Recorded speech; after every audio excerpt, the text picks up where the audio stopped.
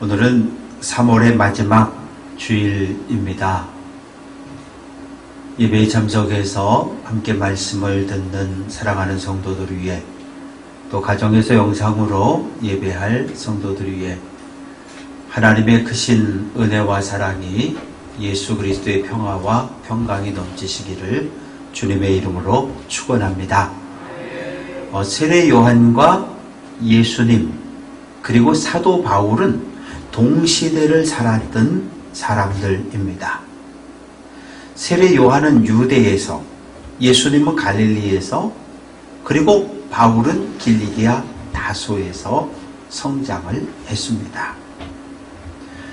예수님은 세례 요한을 만났고 요단강에서 세례를 받았습니다. 사도 바울이 15살 전후에 예루살렘으로 유학을 왔습니다. 랍비들의 선생님 랍반 가말리엘이라고 하는 대율법학자의 제자가 되어서 율법을 배웠습니다. 같은 때에 예루살렘에 예수님과 바울이 있었지만 예수님과 바울이 만났다는 기록은 없습니다.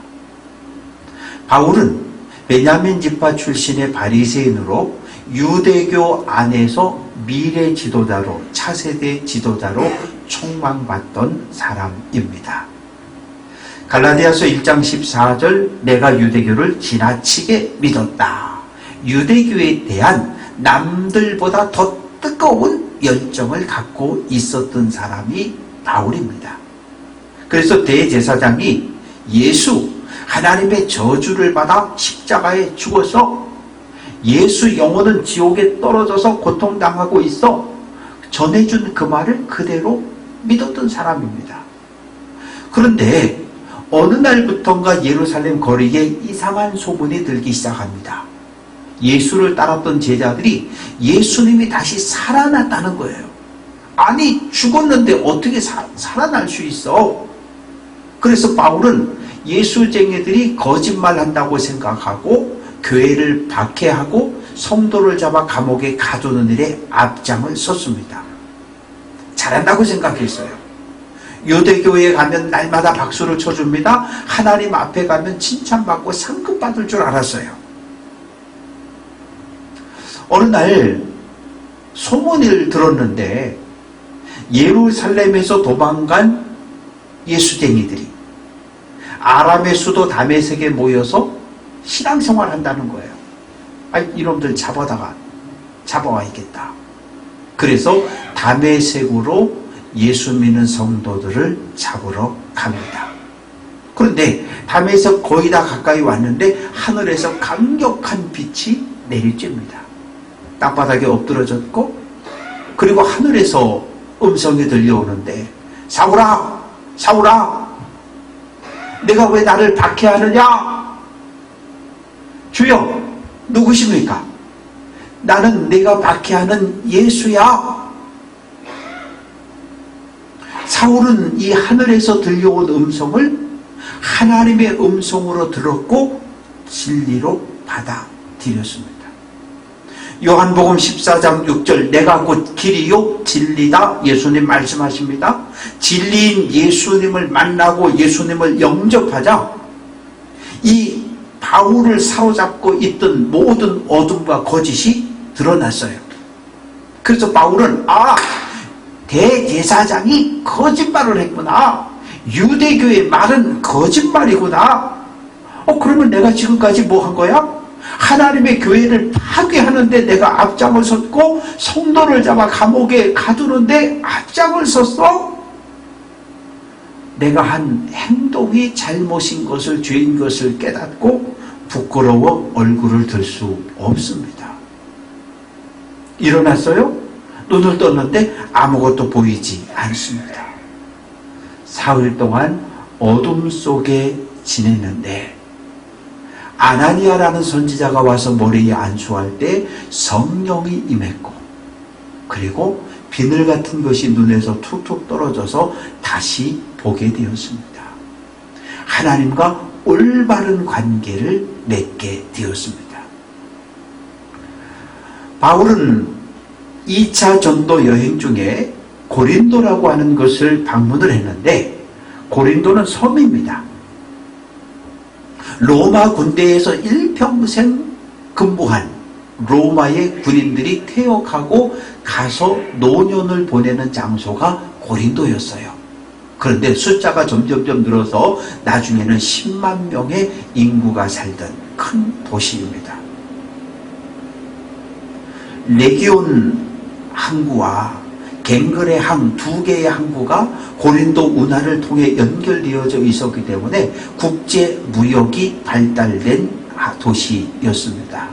로마 사람, 헬라 사람, 유대인, 아시아 여러 나라에서 온 동양 사람들, 다양한 사람들이 모여 사는 도시였어요. 그런데 성적으로 도덕적으로 대단히 타락한 도시였습니다. 왜냐하면 고린도 사람 대부분이 여신 아프로디테를 섬겼는데, 당시 신전에 가서 제사한다는 말은 제물을 들고 신전에 가서 바치고 신전에 있는 여사제들과 잠자리를 같이 하고 집으로 오는 것, 이것이 제사였습니다. 아무런 죄의식이나 부끄러움을 느끼지 않았어요. 이런 도시에 바울이 복음을 전했습니다. 로마에서 쫓겨난 아굴라 브리스길라 부부를 만나서 낮에는 천막을 만들고 천막을 만들어서 로마 군대에 납품하고, 그리고 열심히 복음을 전했습니다. 1년 6개월 동안 담임 목사로 교회를 섬겼습니다. 그런데 유대교가 계속해서 사도 바울을 고린도 법정에 고발을 하는 거예요. 그리고 유대교인들을 끌고 와가지고 막 예배 드릴 때 교회에다가 돌멩이를 집어던지고 소리를 지르고 막 바울을 잡아 때리려고 하고, 그래서 바울은 더 이상 고린도에서 목회를 할 수 없었기 때문에 에베소로 떠나갔습니다. 에베소에서 교회를 섬기고 있었는데 어느 날 세 사람이 찾아옵니다. 스데바나, 부드나고 아가이고라고 하는 세 사람이 찾아와서, 선생님, 큰일 났습니다. 이 교회가 지금 난리가 났습니다.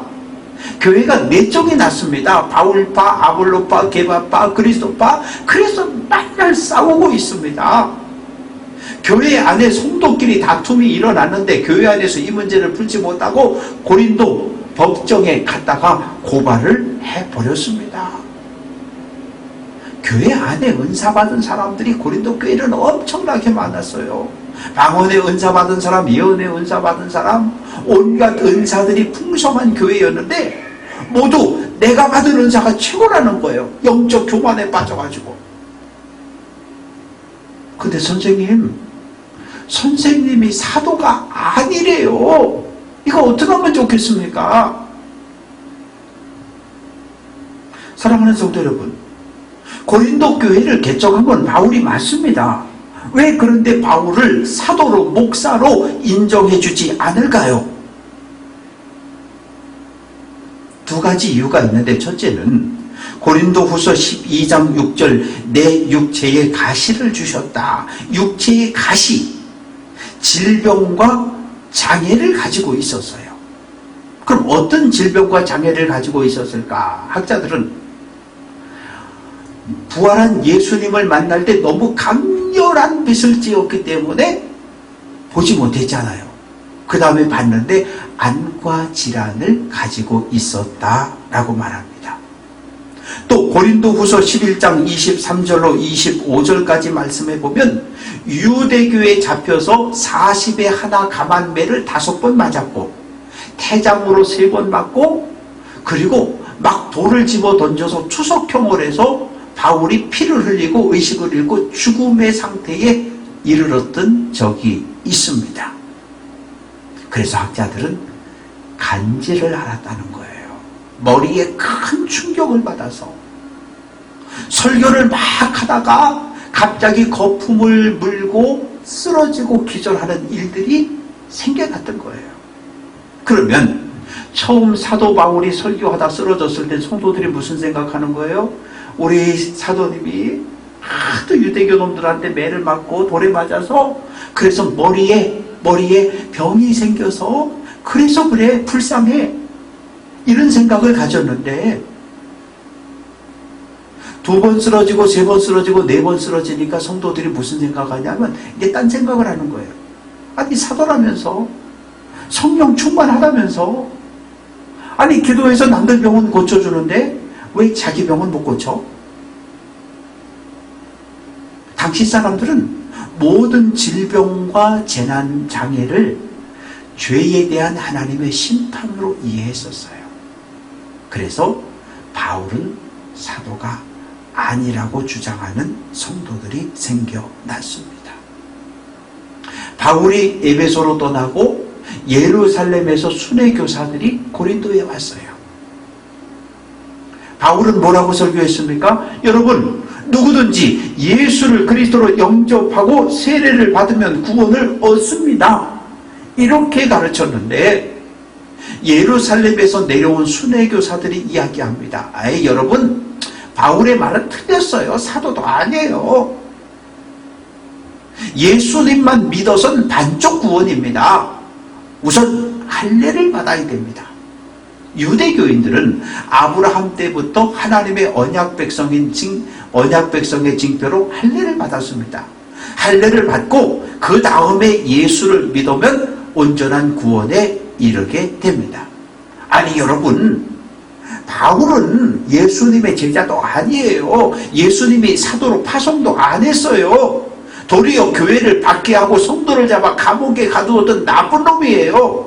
이렇게 와서 막 설교를 하니까 성도들이 여기서 웅성웅성 저기서 웅성웅성 하면서 야, 사도 바울은 까짠가 봐, 이런 생각을 품은 사람들이 생겨났어요. 그런 이야기를 듣고 안타까운 마음을 가지고 기도하는 마음으로 쓴 편지가 고린도 후서입니다. 16절, 이제부터는 어떤 사람도 육신을 따라 알지 않겠다라고 말합니다. 바울은 예수님을 만나기 전에 유대교의 안경을 쓰고 사람을 평가했어요. 아브라함의 후손인 유대인만 형제로 인정했고 유대인만 구원을 얻는다고 생각을 했어요. 예수, 하나님을 모독한 신성 모독죄로 나무에 달려 죽었다고 그렇게 알았습니다. 그런데 부활하신 예수님을 만나고 나서 변했어요. 예수님을 그리스도로 고백하고 예수님을 내 인생의 주인으로 영접을 했습니다. 유대교의 안경을 벗었어요. 그리고 하나님의 뜻을 깨달았습니다. 디모데후서 2장 4절, 하나님은 모든 사람이 구원 얻는 것을 원한다. 유대인만 구원받는 것이 아니라 하나님은 모든 사람이 다 구원 얻는 것을 원한다는 하나님의 뜻을 깨닫게 되었습니다. 17절, 그런즉 누구든지 그리스도 안에 있으면, 같이 한번 해봅니다. 새로운 피조물이라. 그리스도 안에 있다는 것은 그리스도와 함께 있다는 말이고, 그리스도 안에 있다는 말은 그리스도를 내 인생의 주인으로 영접했다는 말입니다. 제가 평창 약수교회에서 목회를 할 때 원주를 가려면 주진에서 배째를 넘어서 상방림에서 개천을 해서 행성으로 해서 원주를 가거든요. 먼고차를 몰고 이렇게 배째를 넘어서 상방림 삼거리에 도착을 했는데 경찰관이 차를 세우는 거예요. 그래서 차를 세우고 창문을 찡 내리고, 왜요? 그랬더니 나 개천 파출소까지 좀 태워달라는 거예요. 그래서 그러면 여기 조수석에 타시라고. 그때부터 제가 운전을 하는데 시속 60km를 넘었을까요? 안 넘었을까요? 한 번도 안 넘었어요. 앞에 차가 천천히 간다고 샥 추월했을까요? 안 했을까요? 안 했어요. 왜? 경찰관이 옆에 타고 있는데 어떻게 과속을 하고 추월을 합니까? 운전할 때마다 어떤 마음 자세로 운전들을 하십니까? 저는 운전할 때 내 옆에 가장 소중한 사람, 아내일 수도 있고 자녀들일 수도 있고 예수님을 모시고 간다고 생각하고 운전을 해보세요. 과속할까요? 아니에요. 우리의 간증은 무엇입니까? 목사님, 제가 140으로 150으로 가다가 그만 불렀습니다. 차 폐차했어요. 근데 목사님, 나 하나도 안 다쳤어요. 이게 간증이 돼서 안 되잖아요. 30년 40년 운전을 했는데 단 한 번도 딱지 안 띄고 교통법규 잘 지켜서 운전했다는 것이 간증이 되고 자랑이 되어져야 하지 않겠습니까? 믿음을 가졌다는 것은 예수님을 내 마음 중심의 주인의 자리에 모셨다는 뜻이에요. 예수를 믿는다는 것은 나는 오늘부터 예수님의 말씀, 예수님의 가르침에 순종하는 삶을 살겠다는 겁니다. 왜? 예수님이 내 인생의 주인이니까 주인 되신 예수님의 말씀에 순종하는 삶을 사는 것이 우리의 본분이 맞습니다. 예수님의 다스림을 받는 사람이 새로운 피조물이고, 하나님과 죄로 끊어졌던 관계가 예수 그리스도를 통해서 하나로 회복되고 연결될 때 우리는 새로운 피조물이 될 수 있는 줄로 믿습니다. 하나님 우리에게 십자가를 내미셨어요. 이 십자가를 잡은 사람이 새로운 피조물입니다. 세상과 타협하지 않아요. 유혹에 넘어가지 않습니다. 하나님 말씀대로 살려고 몸부림을 칩니다. 1885년 4월 5일 아펜젤라 선교사가 인천 제물포항에 도착을 했습니다. 도착해 보니까 조선사회는 태어나면서부터 사람의 높고 낮음이 있었어요. 양반이 있었고 평민이 있었고 상놈이 있었고 천민이 있었어요. 남존여비, 남자로 태어났다는 단 한 가지 이유로 남자는 존귀함을 받았고 여자는 천대를 받았습니다. 양반이니까 돈이 있으니까 첩을 3씩 4씩 두고 사는 것이 자랑이었어요. 뭐 그렇게 살아도 되는 줄 알았어요. 근데 교회는 어떻습니까? 창세기 1장 27절 하나님이 자기 형상 곧 하나님의 형상대로 사람을 창조했다. 이 말씀이 교회에서 선포됩니다. 교회 안에선 양반과 쌍놈, 양반과 천민의 구별이 없어졌어요. 모두를 하나님의 형상을 가진 형제로 자매로 대했습니다. 조선사회는 술, 담배 그리고 도박이 만연했던 사회였어요. 선교사들이 이야기합니다. 술 끊으십시오. 담배 끊으십시오. 첩을 정리하십시오. 양반이 세례를 받고 싶은데 세례를 받으려고 하니까 선교사님이 이야기하기를 첩을 내보내라는 거예요. 정리하라는 거예요. 본부인, 부인 한 사람만 남기고 첩들은 다 살림을 떼서 내보내고 깨끗이 정리하고 와서 세례를 받으라는 거예요. 그래서 교회 역사 속에 보면 실제로 첩들을 다 정리하고 제사 떼서 내보내고 그리고 와서 세례 받았다는 기록들이 있습니다. 그렇게 살았기 때문에 초대교회 성도들이 사회에서 존경과 칭찬을 받았어요. 조선은 왕이 통치하는 시대였지만 왕의 말보다 하나님의 말씀을 더 두려워하며 살았던 것이 믿음의 조상들의 삶의 모습입니다. 사랑하는 성도 여러분, 사순절기를 보내고 있습니다. 사순절기가 되면 성도들이 꼭 하는 거 있잖아요. 뭐예요? 금식을 합니다. 하루 한 끼를 금식하기도 하고 일주일에 하루를 금식하기도 합니다. 그냥 아침부터 저녁까지 새끼 밥 굶으면 금식입니까? 아니에요. 하나님이 기뻐하는 금식을 해야 합니다. 이사야 58장 8절 내가 기뻐하는 금식은 같이 한번 해봅니다. 줄인 자에게 내 양식을 나누어 주라. 내가 금식했으면 금식해서 모은 그 양식을 누구에게? 가난해서 굶주리는 이웃들에게 나누어 주는 것이 진정한 금식이요 하나님이 기뻐하는 금식이라고 말합니다. 금식이 그냥 나 금식했어 그런 자랑이 되면 그건 다이어트밖에 안 되는 거고요. 내가 금식을 하고 내가 금식함으로 가난한 이웃들에게 나누어지고 가난한 이웃들이 유익을 얻을 때 그것을 성경은 하나님이 보시기에 기쁜 금식이라고 말합니다. 금식들 하십시오.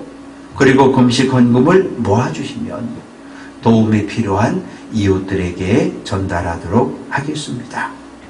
사랑하는 성도 여러분, 우리가 예수를 영접하고 새로운 피조물이 된 것 하나님의 은혜가 맞습니다. 그래서 18절 모든 것이 하나님께로 났다고 말합니다. 예수의 탄생, 십자가의 죽음, 예수의 부활 이 모든 것은 우리를 향한 하나님의 사랑입니다. 로마서 3장 23절 같이 한번 해봅니다. 모든 사람이 죄를 범하였음에 하나님의 영광에 이르지 못한다.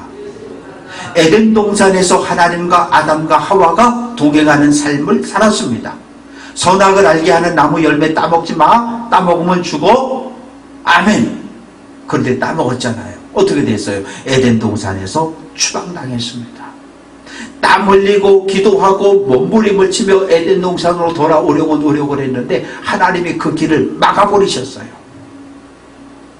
죄는 하나님과 나와의 관계를 끊어버립니다. 죄는 책임을 전가하게 만듭니다. 남편은 아내에게, 아내는 남편에게, 부모는 자녀에게, 자녀는 부모에게 모든 책임을 떠넘기고 원망하게 합니다. 교회 공동체 안에서 서로가 서로를 원망하게 만들어요. 죄는 사람과 자연을 파괴합니다. 개발, 성장, 편리함, 산을 깎고 터널을 뚫고 다리를 놓고 자연을 파괴하고 부숴요. 그러면 자연이 상처를 입습니다. 상처 입은 자연이 우리에게 돌려주는 것은 무엇입니까? 기근, 황사, 산불, 홍수, 전염병. 상처 입은 자연은 우리에게 자연재해로 되돌려 줍니다. 죄가 우리 안에 들어오면 몸과 영혼이 육체와 정신이 분열이 되어져 버립니다. 악한 영의 지배를 받게 됩니다. 죄가 이렇게 무서워요. 우리는 죄는 짓는데 이 죄 문제를 해결할 능력이 우리에게 없어요. 요한복음 1장 29절 보라 세상 죄를 지고 가는 하나님의 어린 양이라고 말합니다. 세례 요한은 예수님을 인류의 죄를 지고 십자가에 죽임당할 어린 양으로 소개합니다. 우리가 범죄함으로 하나님과 관계가 끊어졌어요. 이 끊어진 관계를 누가? 예수 그리스도께서 십자가로 연결을 했습니다. 18절 하나님은 그리스도로 말미암아 우리를 자기와 화목하게 하셨다. 화목이라고 하는 것은 원래의 자리, 원래의 신분을 회복하는 것을 말합니다. 죄를 짓고 에덴 동산에서 쫓겨났습니다. 돌아올 수가 없어요. 아담의 후손된 우리들도 마찬가지입니다. 그런데 예수님의 십자가로 하나님과 끊어진 우리와의 관계가 연결이 됐어요. 하나님 보시기에 좋은 관계를 회복하는 것, 이것을 화목이라고 말합니다. 사랑하는 성도 여러분, 하나님의 은혜로 제사함 받고 하나님 백성의 자리를 회복한 것도 감사한데 하나님께서 우리에게 하나의 직분을 주셨습니다. 18절 화목하게 하는 직분을 주셨다. 오늘 교회 밖을 바라보십시오. 얼마나 많은 사람들이 있습니까? 근데 그 사람들 가운데 하나님과 관계 맺는 것을 간절히 바라는 사람들이 있어요. 우상을 섬기던 사람들, 믿음의 길을 가다가 절망하고 좌절해서 주저앉아 있는 사람들, 무당을 찾아가던 사람들, 여러 가지 귀신을 섬겼던 사람들, 그들이 우리의 내민 손을 기대하고 있는 거예요. 그게 화목하게 하는 직분입니다. 저 사람은 절대 예수 안 믿을 거예요. 그건 내 생각이에요. 손을 내밀어 봐야죠. 복음을 전해봐야죠. 교회 같이 가자고, 복음을 들어보자고. 데리고 오는 사람이 화목하게 하는 직분입니다. 우리가 교회가 아니면 평생 살아도 만나지 않을 관계들이 많아요. 예수님의 제자 가운데 가롯 유다는 열심당원이었습니다. 독립운동하던 사람이에요. 늘 칼을 품고 다니는 사람입니다. 세였던 마태는 세관에 앉아서 세금 거두는 사람입니다. 교회 밖에서 만났으면 가론 유다는 칼을 뽑아들고 좀 내국로 저 세리 저놈을 죽이겠다고 칼을 들고 달려들고, 세리는 도망치는 관계였습니다. 그러나 그들이 예수 안에서 예수의 제자가 되었고 동역자가 되었습니다. 사도 바울은 말합니다. 20절, 그리스도를 대신하여 간청하노니 너희는 하나님과 화목하라. 하나님과 화목하라는 말은 무슨 뜻입니까? 고린도 교회 교인들을 향해서 하나님의 사랑을 받아들이라는 거예요. 고린도 교회 성도를 구원하기 위해 하나님이 행하신 가장 놀라운 사랑은 무엇입니까? 인류를 죄에서 구원하기 위한 하나님의 가장 놀라운 사랑이 나타난 것, 그것은 골고다 언덕에 세워진 십자가입니다. 예수님 십자가에 못 박히셨어요. 하늘 아버지를 향해 울부짖습니다. 엘리 엘리 라마 사박다니, 나의 하나님 나의 하나님 어찌하여 나를 버리시나이까? 울부짖는데 하늘 아버지 침묵하십니다. 예수님의 고난과 고통을 더 이상 바라볼 수 없어 어둠으로 골고다 언덕을 덮어버리십니다. 이 놀라운 하나님의 사랑, 독생자 예수를 십자가에 못 박아 죽이기까지 우리를 사랑하신 이 하나님의 사랑을 받아들이라는 거예요.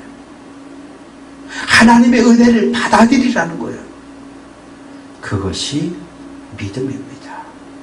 하나님과 화목한 성도는 하나님의 뜻대로 삽니다. 죄의 유혹을 떨쳐버립니다. 나와 생각이 다른 성도를 형제와 자매로 받아들입니다. 모든 은사, 우리 성도들도 보면 기도할 때 보면 방언으로 기도하는 분들도 있고요. 또 여러 은사를 받은 분들이 있어요. 병고침의 은사도 있고 예언의 은사도 있고 많은 섬김의 은사, 권면의 은사, 위로의 은사, 사랑의 은사, 많은 은사들이 있습니다. 은사는 높고 낮음이 없어요. 은사는 하나님이 우리에게 주신 선물입니다. 선물을 왜 주셨어요? 그 은사 가지고 돈 벌으라고? 그 은사 가지고 자랑하라고? 아니요. 하나님이 우리에게 은사를 주신 목적은 딱 하나예요. 주님의 몸인 교회를 섬기고 나보다 연약한 이웃을, 성도를, 형제를, 자매를 돌보라고 은사를 주신 거예요. 근데 그 은사 가지고 내가 잘났다고 영적 교만에 빠지면 교회를 혼란케 하는 사람이 됩니다. 창세기 1장 10절 같이 한번 해봅니다. 하나님이 보시기에 좋았더라. 저는 우리 교회가 하나님 보시기에 좋은 교회의 모습을 회복하기를 소망합니다. 우리 교회 안에 하나님의 의가 드러나야 합니다. 교회 안에 어떤 차별도 있어서는 안 돼요. 핏줄, 혈연, 지연, 학연, 사회적인 지위, 나이에 높고 낮음, 그리고 부자라고 가난하다고 교회 안에서 어떤 차별도 없어야 합니다. 왜요?